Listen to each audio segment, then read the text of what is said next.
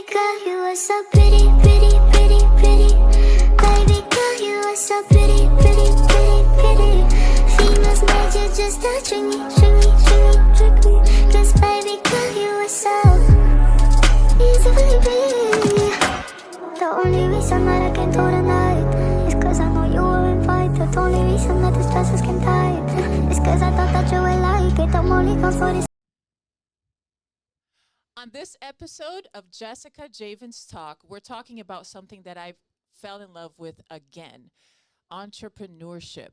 When I started entrepreneurship, that was the first 7 years of my life. That's all I knew. And then I ran away from it for 19 years.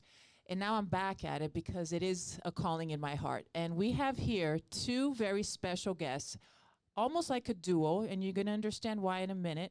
But if this is something that you have in your heart or you've been wanting or longing for and you're done with 9 to 5 and living somebody else's dream, join us here and share this episode with everybody that you know so they can also get inspired to follow their dream.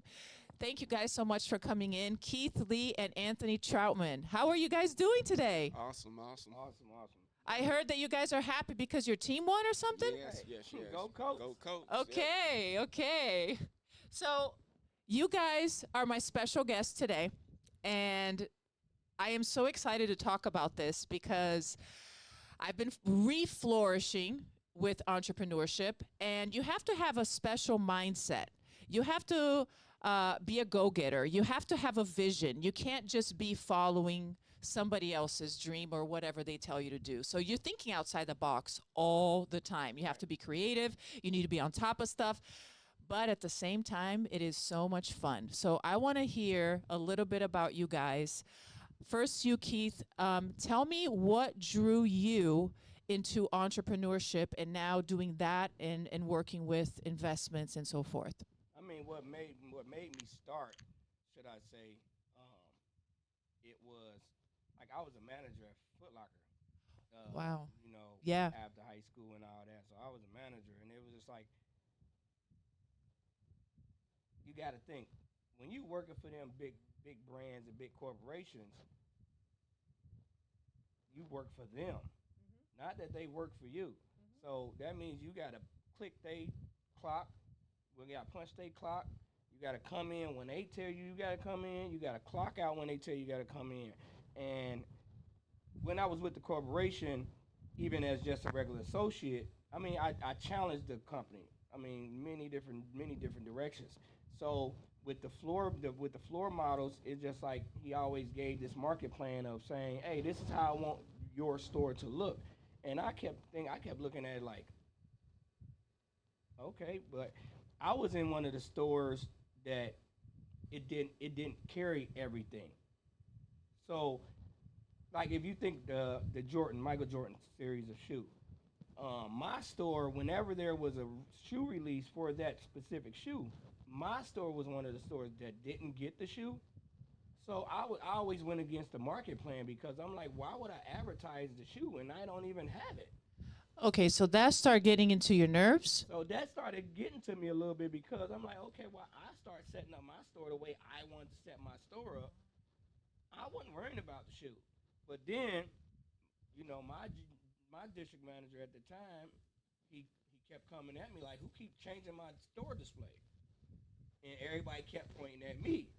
But it was like, as much as I did that, I never got rolled up for it. He just kept wondering why I kept doing it. And I kept telling him, like, listen, the store don't even carry that particular shoe. So why would I advertise it? And he kept saying, like, that makes sense. But you have to obey orders. We are still a brand, and you have to.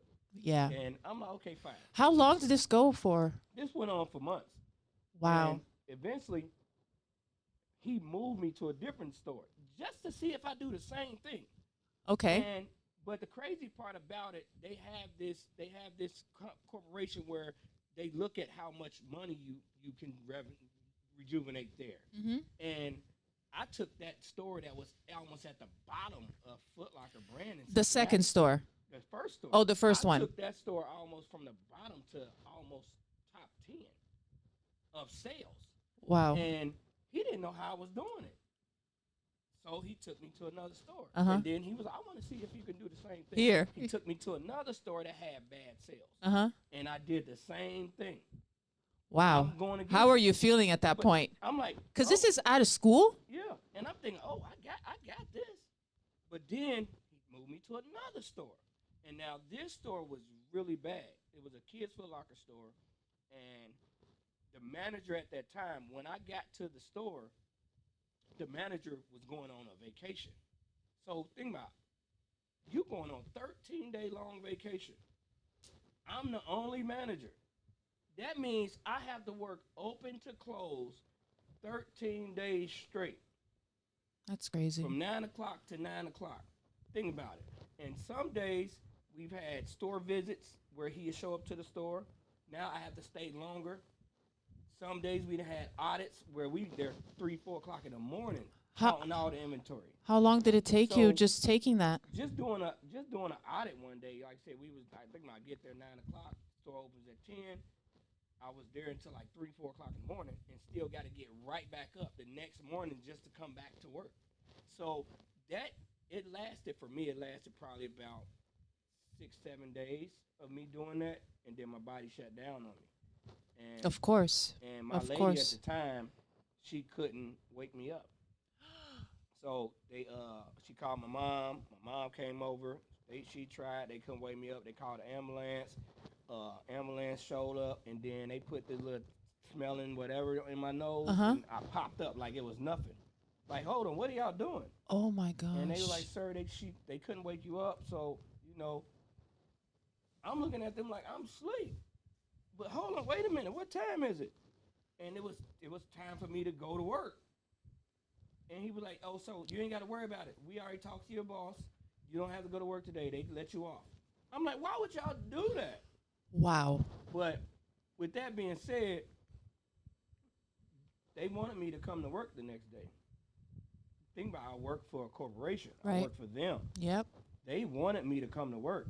And I thought about that. I got to the store, and I walked in the store, just looked around,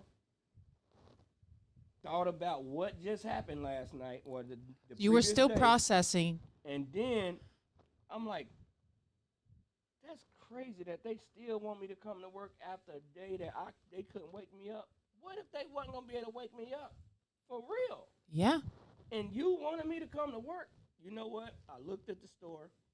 I opened the gate, closed the gate right back, locked it, and left. Never looked back. Wow. That's been since I was like 20, 21, 22 years old. Wow. Never looked back. And from that day on, I've never punched nobody's clock. Wow. I'm 45 now, and since 22 years old, I've never, from that point, punched somebody's clock. That's incredible. So that's where my entrepreneurship started, is just thinking. At one point in time, I was somebody's employee. Yeah. Now I'm the employer. Exactly. So instead of constantly dealing with somebody telling you what to do, I like even with my brand ambassadors, even with the models and stuff that I deal with now, I don't have nobody on no time clocks. We got this to do. We got to be at such and such place at such and such time, and boom. Like, I'm in the entertainment business, so that's what we're doing. And I want to tap into that in just a second, because that's my next thing I want to ask you. I'm very curious about this, and I know everybody is too. But let me ask about you, Anthony, because I know you guys are working together. But before we get you two together, tell me about you. How did it work for you as far as an entrepreneurship and your specialty, which is marketing? Basically, I'm a work in progress. I'm still punching in the clock and everything right now. Keith not only is a brother, a friend, but he's also a mentor to me. And I'm one of his ambassadors for his brand, Good Vibes. And as I work with Keith, I'm working on my own brand as well, and it's called Mr. Clean. It's going to be T-shirts, hats, and whatever else I can put out there, because I'm also a male model. I'm a runway model for here in Indianapolis, and it's just a work in progress. I'm studying under him, basically, seeing what he does. He's a good person to learn off of, and it's going to take me where I need to be when I get there. Of course. And this is a journey that it just keeps growing. It's like the learning never stops really, you know. Yes. But it is to be together with somebody who's actually experienced or is ahead and believes in you, that's also a mindset of an entrepreneur, of a person with vision. With me, the only people who do not support it are the people who don't have the vision, who are not doing what I'm doing. You know what I'm saying? Have you experienced that before? It's funny, right? Yeah. The people who don't believe in you are the ones who are not doing it either. They're not doing that. Yes, yep. Right? Well done. Okay, so thank you for that, and I love that you guys have partnership like this. This is amazing. Keith, I know that you did so many things since then, and I know I was going to ask you about like why and how did you come to a point that you bought a mall here in Indianapolis that was actually on the decline. You didn't buy it when it was high, you bought it when it was low. And this is sometimes something very scary for for somebody to purchase and to invest. Why did you do it? So the thing about the mall is we really didn't know the shape or condition of the mall. I did. I know I didn't. So the corporation that I'm with now, part of now, Durga Property Holdings, it is, he buys stuff, and how he is, he just like, hey, wherever he buys, it's like we all have like that first kind of the first dib on it because he's like 70, 80 years old. He like but he's a part of the brand Wyndham Hotels. He's one of the top tier guys of Wyndham Hotels, and that involved many different hotels, Baymont, La Quinta, and all them different brands. Days Inn, Budget 8, and he also has gas stations and now shopping malls. So when we first acquired this mall, he ended up also acquiring 6 other malls with it within the package. So with this mall, we necessarily didn't know what it was because as long as I was coming to Indianapolis, even before I moved here, I never been in there. I never went to the mall. Never. Not one time have I ever went to the mall, so I never knew what it was. And finally, getting the mall, acquiring the mall, I showed up. He asked me about coming to check out the mall. We had already owned the plaza here at 38 and Post Road, old Kroger's building. And I thought that's what he was asking me about. He said, I need you to go check on the mall. And I'm thinking that's what he's talking about. So when I came, this was 2819. And he said, let me know what you think. And I'm like, what you mean let you know what I think? I already know about this place. And he said, are you in the right place? I'm like, I'm at the plaza. He said, no, you have to go to Washington Square Mall. I said, where is that? So he sent me the address. Okay. And then once I got to the mall, it was dark. It was dark. It was probably 6, 7 o'clock, but it was pitch black. Turned off. The crazy part is there was no parking lot lights. None of the lights was on. None of the lights in the whole parking lot worked. Only light that you seen like from the street was from Target, like Target sign. And on the phone, I tell him like, why would we buy a closed mall? Mm-hmm. He said it's not closed, it's open. Just go in there. I'm like, dude, I'm in the parking lot. All the lights are out. He said, what? I say, listen, ain't no lights. All the parking lot lights is off. So he didn't even know that. And then when I finally walked in, I met with the security, and then that's when I noticed, oh, this mall is actually open. Oh my goodness. So walk through the mall. I see everything in the mall. And this is after you already made the investment. Yes, yes. That's so we scary. already have them all now. So think about it. Me walking in the door that day in September, that was my first time walking in. How are you feeling right I was there? like, wow. So we actually bought a mall. So that's what I was thinking. We bought a mall. But listen, what's wrong with the lights?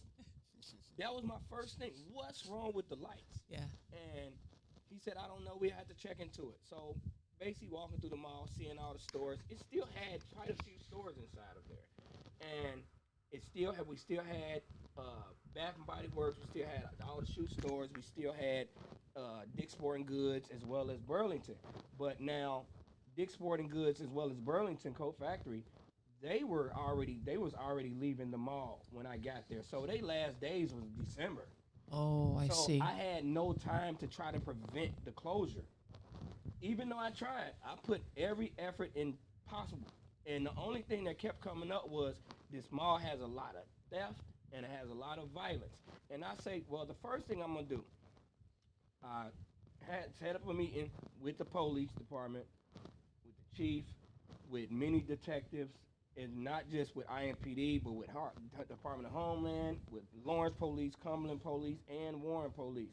So I set up many meetings because I felt like the only way I would be able to give people a better mall or a safer place to shop is to have police on my side, as well as security. Because when I got there was only one security guard on duty. One security guard cannot manage a Oh, no. million square foot building. So how this all of this involvement that you started there, how did that transform from where you got the place to With the transformation of what it was until now, like I said, the first thing I implemented was safety and security, because I had to be able to protect absolutely? not just my investment.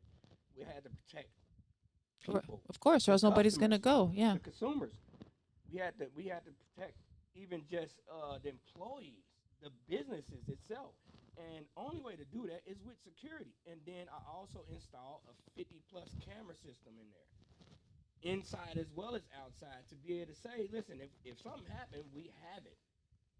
If the officers show up, if the detectives show up, here's the footage of what happened. And I gladly hand it over. Here, this is what it was. But So you were basically you never had a mall before. never. So it was a business investment that you did at this point, and you went because you were partner with somebody who has already a wonderful track record. I mean, And so you believed in him, in his vision, and you partnered with him. It's just you think like, for me to get the offer of saying that's your mall. First thing in my head was, ooh, a black man owning a mall. What? This is about to hit the news. The first time I went on air was during the pandemic. Thinking about it, we had just got the mall, and then 4 months later had to close the mall. So think about the investment. Now you're really thinking, oh, we done wasted our time. That's the first thing going to your head was, oh, we done wasted our time, because now the mall is shut down, and we don't know how long we're going to be shut down. That means there is no financing coming in. Right. And even though like the governor and said, you still have to pay, people still have to pay rent, because a landlord can still charge you. They can technically still charge you. You still technically have to pay rent. But when you got, I guess it was like when you got a relationship, either the landlord might tell you, well, don't worry about it right now. Let's see how long this shutdown is going to happen. Right. But for me, the rent still got to get paid. Yeah. And my owner, he's still expecting that money. Oh my gosh, that's So such a big just like problem. Just like the city is still expecting their tax money. Of course. So it don't matter if we would have stayed down 4 months or 6 months or 8 months. I would have still been paying. How'd you handle that? So I mean, stuff still got handled. It still got handled the way it needed to be. We still had tenants that were still paying because they didn't want to get behind. Some tenants were still paying, Okay. no matter what. Because think about it, nobody knew how long the shutdown Right. was going to happen. But during the shutdown, I lost almost 50% of the mall. Ugh. Like people like think about it, some of these people, they are privately owned. They're not working with a corporation. True. The corporation don't own them. Their finances come from what they sell. Yeah. So think about it, some of these people are entrepreneurs. Some of these people didn't have regular jobs. They quit their job to open their business. Right. So when you going through a 4-month shutdown, where are they money finna come from? Oh my goodness. So yeah, I mean I understand that people end up losing their businesses, and that was all over the country. Not just talking about Washington Square Mall, but that was all over the country. People was losing business. Yeah. People was losing jobs. Yep. But Totally unpredictable. But even when the pandemic, the post pandemic when it was over, said it was like, yeah, people coming back, starting to come back to work now. But now it's like some of these businesses is already gone. So instead of me having like 60 businesses inside the mall, I went down to like 30 businesses. So now, comparing to your experience at Foot Locker, that amount of stress with this amount of stress is totally different, but it's very stressful. Yeah, it's very stressful. So how was it for you this at this point? Because now you're also responsible for other people in a way where before not too much, right? Like I just put it to the point where like even to the public also wanted to hear my voice and know what my plans were. Okay. And I wasn't gonna give up on it. I think I could have easily threw in the towel. Cause think about it, the chairman instantly was like, "Keith, do you think we made a bad investment?" And I say, I don't necessarily think so, but think about it, if we close down to restructure it, revitalize it, or even rebuild it, think about how many people will be affected by this shutdown. I'm not for taking away somebody's money or taking away their job. I'm not for that. Um, so I looked at it like if we was to shut this mall down, we own almost 80% of the property. We own each interest of the property. So if we shut this mall down and say we're about to reconstruct the mall, that means we will be closing each entrance to the mall. That also affects AMC Theater. That affects Longhorn Steakhouse. That affects Target. That affects the furniture store. That affects anybody that needs to use one of the mall entrances just to get to their business. That would affect everybody. So instead of that, I told him I wouldn't want to do that. Was it a mistake on my behalf because of how, especially now from then to now, with the further and further decline that the mall is going? And think about mall business is different now compared to what it used to be. A lot of mall businesses are now online. Yes, that was going to be my next question to you. Yeah. So how has that affected you with your business and where you are with that right now? That affected the whole country. Oh yeah. Because I've seen stores closing out in and out like Yeah. everywhere, big stores. So think about it, you got big brands that have closed their doors.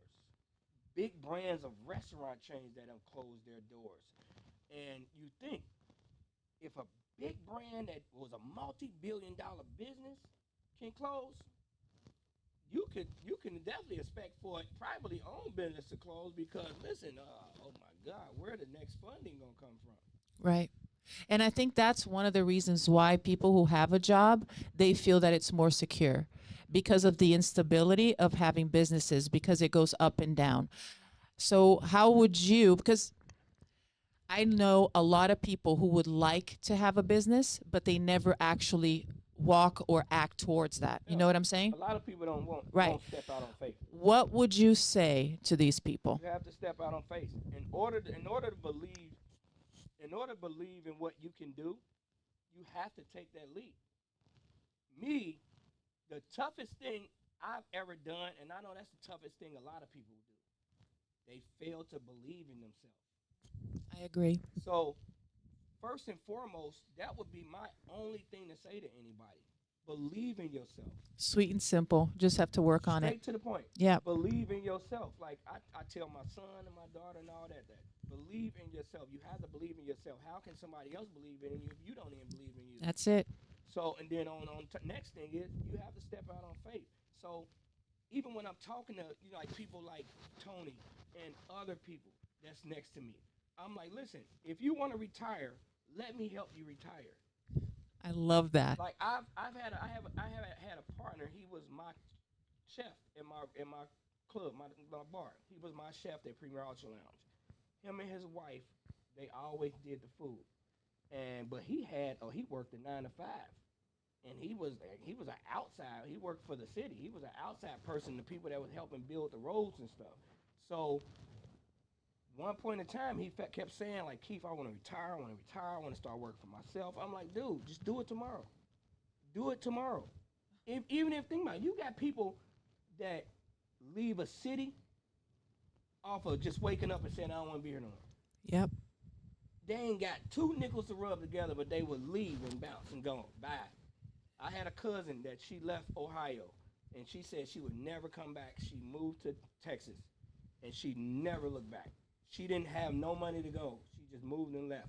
I had a cousin that moved to Phoenix. There's so many stories like that, like famous people today that did that leap. And listen, and then you become Mhm. what you never thought you could be. Yes. Oh my gosh, this touches me. I love that. Thank you.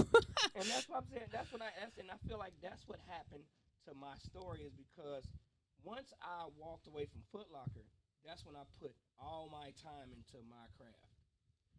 I was a DJ at the time, and I was a music producer. I was a record producer. So it was like, from that moment, my whole story began. Of listen, music, every day, music, going hard and hard music, and I end up in Atlanta. I work for one of the Face Records recording studios. So I ran that studio. It's like, so for many years it was just like, oh, music, DJ, and then I end up getting next to DJ God rest his soul, man that made Walk It Out, the Walk It Out song, and me and him clicked, and it was like, okay, cool, you my brother, you my friend. So that's when I got further and deeper into DJing. The doors start opening. Yeah, and then my uncle at the time, he owned a nightclub called the Ritz nightclub in Cincinnati, and I'm like, Unc, I want to DJ. He don't even know I can DJ. The Unc, I want to DJ. Finally, he let me DJ, and it was like everything else from that point on was history. 12 years I stayed with him and ran that club with him, and only thing I said to him was like, I want to be where you at. And when it comes to the music, to bars and nightclubs, that was my beginning. He was my beginning into that business because all he ever told me was, just watch what I do. I love that. And you know what's funny? I always, when I went to corporate, I exit entrepreneurship. I came to this country. I went into corporate, was working in banking. I thought that I had to climb that ladder. And when you get to the top, you're looking like, oh, this is it? It was not at all what I had imagined. And there was a cap. Like, can't go beyond this. You know what I'm saying? Yeah.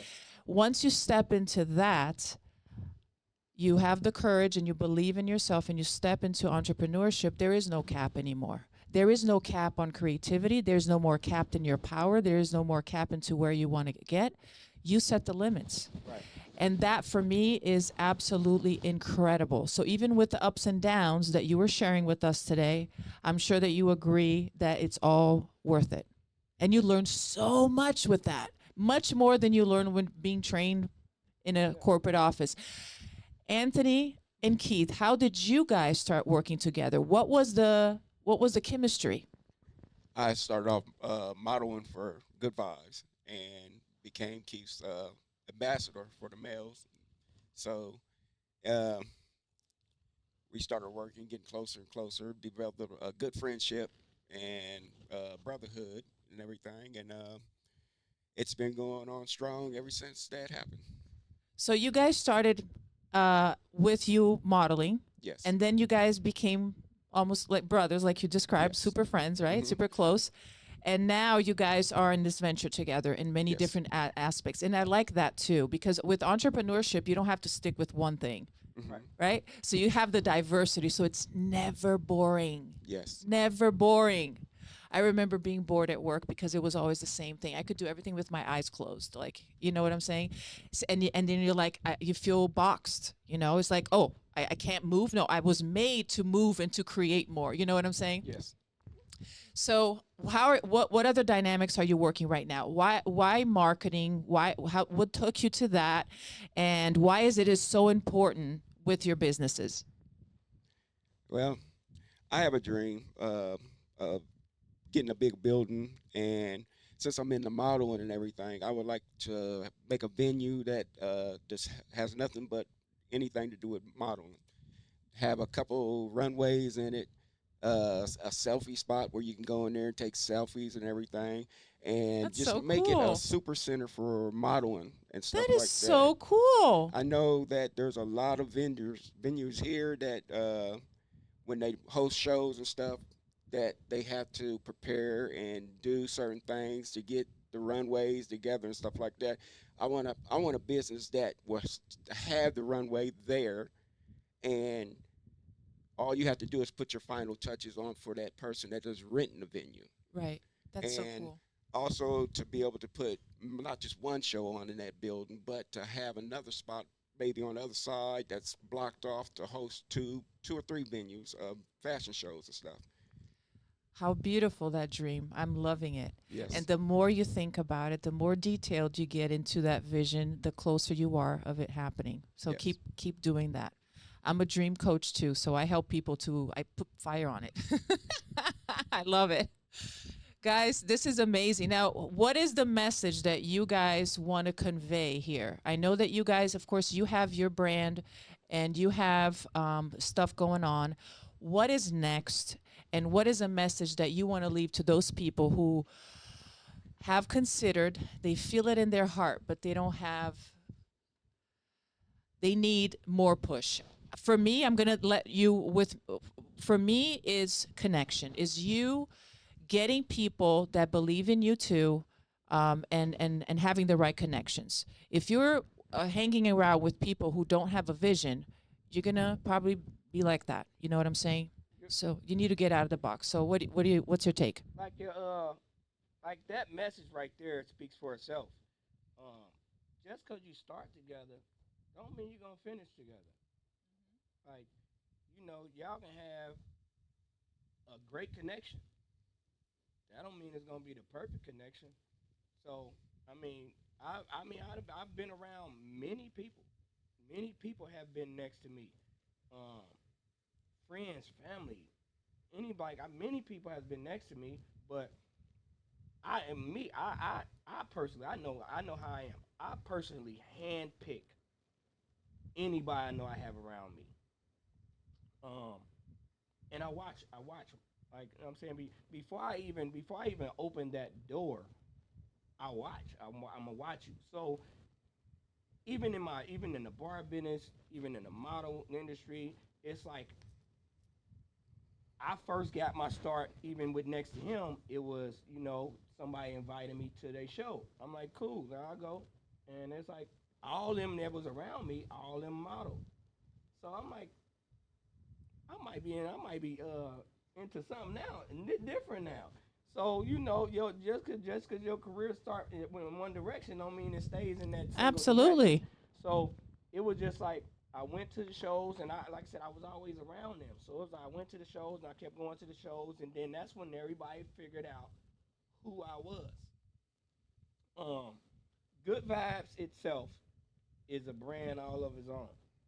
I own the brand. I'm the founder and owner of the brand Good Vibes. So that brand is in stores, many stores: Target, Marshalls, Ross, TJ Maxx, City Gear, Urban Gear. Many stores my brand is in. So cool. And people, like I said, they eventually figured it out. And what happened with my brand, what made me start it, it was post pandemic. Everybody was trying to live their good vibes because it's Totally. like, listen, at this time, Mm-hmm. millions of people lost their lives during this time, and it was like a lot of people. I kept seeing all these little signages and stuff going up. Good vibe this, good vibe that, good vibe this. I'm like, listen, It's speaking to you. I'm like, what? That what? Wait a minute. I know that. Hold up. I'm like, I know that's mine. Like, but then it was just like a guy that worked in Finish Line. He said, can you put your brand like on some shorts or something? I'm like, yeah, but why? He said, because we can wear athletic wear here in the store. It don't have to be a Finish Line shirt. It can be any athletic wear. And I say, cool. So I put it on a t-shirt and some shorts for him, and he wore them to work. And everybody in the store wanted it. Every employee in the store wanted it. And he was like, listen, Keith made it for me, blah, blah, blah. And everybody came to me, can you make me some shorts and blah, blah, blah. So that's when I'm like, wait a minute. All that mass production stuff that's in the stores, nope, you can never get that from me again. Whatever the store has is what the store has. But from now on, I brought every business that I had to Indianapolis, including the brand, because I was like, you know what? Instead of me still mass producing, now I want the people to come to me directly. I want your outfit or your shorts, your hat, your t-shirt to be one of one. Meaning, like what I have on right now, this is all me, except for maybe the jeans and whatnot and the shoes. But I want everything I have to be one of one. Whatever if I wear a certain color shoes, I'm gonna get a hat that's made directly for them shoes. Or if I wear a certain blazer, I'm gonna get a hat to match the blazer. So with that being said, I wanted the brand to become one of its own. And now it's like I want you to come to me to get it. You can go to Target or all them that you want. You might find a shirt, maybe, but now you know the source. So once that happened, that's when a lady that was giving a fashion show asked me if I wanted to come out and watch it, and she invited me to Chicago. So I went to Chicago, saw the show. While I was at the show, she said, "Do you think you can put your brand in my next show?" The next show coming up was New York Fashion Week. And I was like, oh my goodness. I ain't been to New York in a long time. So it was like, man, go to him. Hey, Sherry want me to put the brand in her show. Her name's Sherry Gilhart. She's the owner, operator of Model Inc., Model Icon. And she was like, Keith, why don't you put your brand in my next show, New York, and blah, blah, blah. And next you know, I say, let me think about it. I got to see how much inventory I got to put together for it. And go to him. I know he has a lot because, like I said, with his brand, Mr. Clean itself, he normally in suits, like suited and booted, top to bottom. And I looked at him like, that's exactly the same brand that I'm going for. Not just your T-shirts and pants and all that. I wanted the collared shirts, button-ups, blazers. And I'm like, we normally in them every single day. He only time he's not in it is when he's at his regular job. But outside of his regular job, when we hang out, we dress like this. That's awesome. So it was just like with that, we went to New York. She told me how many models I needed to dress. It was like 40 models. Oh, and I'm that's like, a lot of clothes. I'm like, oh my God, I gotta dress 40 models? That's a challenge. Yeah. I never dressed a woman before. So I'm like, oh my goodness, this is about to be tough. I know what to do with the men. Yeah. And then I got him next to me. So it's like, dude, we got the men all day. So me and him then combined our wardrobes. Like, here it is. This is what I'm bringing to the show. He like, well, this is what I'm bringing to the show. But then I'm like, dang, I got to find out what I'm going to do for the women. Yeah. I don't know what to do. How long did you have to figure it out? It was short. It was short. 2 Oh. months. It was Ooh. 2 months time. That's It was 2 stressful. months. So from Chicago to New York, it was like 2 month time to be like, oh, we got 2 months to put this together. And finally, I just went. I went just window shopping. I just went window shopping. Like, oh my, what can I do? I went from this boutique to that boutique to this boutique to that store to that store, and I'm like, listen, I gotta figure something out. Online, looking online at women's clothes, and I'm like, I was always into women's clothes, but I'm like, I love how a woman dress. So it was like from shoes, head to toe. I was like, I love how a woman dress. So this should be easy. It wasn't that easy. Wasn't that easy. But I made it work. And when we got to New York, she couldn't believe it. She thought I wasn't gonna be able to do it because I'm like, I never dressed a woman before, and half of She the knew. show is all women. So I'm like, she didn't think I would be able to do it. She kept calling every day. We also kept getting into it, bumping heads because she like, are you coming or not? Oh my. And then it was like, Oof. fancy. By the time we got to New York, the show happened. Wow. And we did a great job. Congratulations. And then Wow. from that moment, that's when other people, that's even from people in New York, found out. So he the one behind Good Vibes? Wow. And after that, everybody wanted us to be a part of the show. Amazing. That was his first time ever walking. In New York. New York. Yes. That was his first time ever walking in New York. That is so cool. So I took him and another girl who was, at the time, she was also one of the brand ambassadors. And both of them normally to walk for Sherry Gearhart in any of her model icon shows, you have to go through her extraneous model Mm-hmm. phase, and they didn't do it. Only thing I told was, hey, I'm bringing my brand ambassadors with me, and she said, okay, fine. But then when she saw that they was getting dressed and other designers was also looking at them too, like, Oh, can are I y'all use in you? the show? Are y'all in the show? Right. Because I did another Yes. one, and it went from there. So, but when he finally walked, she was like, "Oh, you got something." Now she like, I want him in all my shows. Exactly. Isn't that incredible? The power of connection, of being face to face, of it's just amazing. The magic happening. It's just like, uh, And then after that, that's when now we started doing our own shows. right. We started Of hosting our course. own shows, And now it's developing even more. It's just like Yes, amazing. yes, yes. Congratulations, and like, guys. And like as a DJ, I DJ for one of the BET Rip the Runway shows before within my career, and it was like Rip the Runway is no longer on BET no more. So I thought about it. Why don't I try to bring it back? Mm. So 2 years ago, I put on a Rip the Runway show, and I was shooting it back to BET just to see if they was interested in possibly let's revisit this runway show for BET for the network, and they shot it down because of it was like it wasn't to them, the video footage of it wasn't Uh-huh. of quality to them. Yeah. And they said we like what you did, and you did all of that on your own. I'm like, yeah, this was all me, all my production, even videography wise. I had videographers there, multiple photographers, and I built the whole set, whole stage, everything. And it was like, you did all that, and they was like, yeah. I told them, yeah. And then next, they like, we interested in looking at more of what you can do. So this past year, I just put on this second Rip the Runway show, Wow. and I was happy just one of them people from the network showed up. I was just happy about that, and I was blown away. I tried my best to do everything that I knew should have went right, Yeah. and it turned out to be another amazing show. That's amazing. What happens to your self-esteem when you keep doing these things and it keeps happening? And what happens? Like I tell people all the time, if you got me, I got you, but more importantly, I got us. It's amazing when you find out how much that you can create with our lives when we just believe, right? Yes. I love it. Yes. Anthony, what's the last thing that you would like to leave our listeners with today? No matter how old you are and you have a dream, reach for it.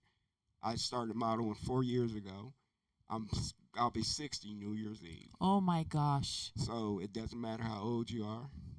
If you see that, reach for it, go for it, and it'll come out just how you want it to be. If you see something that you want to do, your dreams, it's only an arm's length away. Grab it, go for it. Yep. You never know where you can go. No, as long as you're breathing, you should be dreaming, Yes. right? Guys, I want to thank you so much for coming in today. This was such a cool way to finish our Sunday. And if you're watching this show, make sure that you're following them, clicking the like button and sharing this with everybody that you can, because people need to be inspired to know that the power within themselves is far greater than any circumstances, situations, or conditions. How can people reach you? Again, Good Vibes. Good vibes, powered by Good Vibes. I opened up my own radio station inside Washington Square Mall. So to find me or contact me anyway, that's where you find me at. And if you don't find me there, one of my employees will also get in contact with me for you. Okay. Anthony, how about you? You can find me on Facebook under my two names on there, Anthony Troutman, and the other one is Tony Troutman. Or you can look for me on Instagram, Mr. Clean Troutman. Yeah, I got Facebook too. Awesome. Awesome. Yes, yes, Instagram. yes, You yes. know what I'm saying? Almost every social media Yep. platform I'm on there, and it's like normally powered by Good Vibes, or it's gonna say Keith Lee Jr. Thank you so much for bringing this inspiration, this great good vibes. Thank you so much. And I appreciate the dynamics and how you guys work together and are together. And I'm so happy that I had this opportunity. This show is brought by some of my sponsors, which is Forever Living, the best aloe vera juice in the world that helped my health, and also Purium, that is the ultimate life transformation company with superfoods that will clean and make you shine from inside out. This show is brought by the IamBeastNetwork.com and Andre Creighton Show. My name is Jessica Javens, and this is Jessica Javens Talk. Baby girl, you are so pretty, pretty, pretty, pretty. Baby girl, you are so pretty, pretty, pretty, pretty. Females made you just to treat me, treat me, treat me, treat me.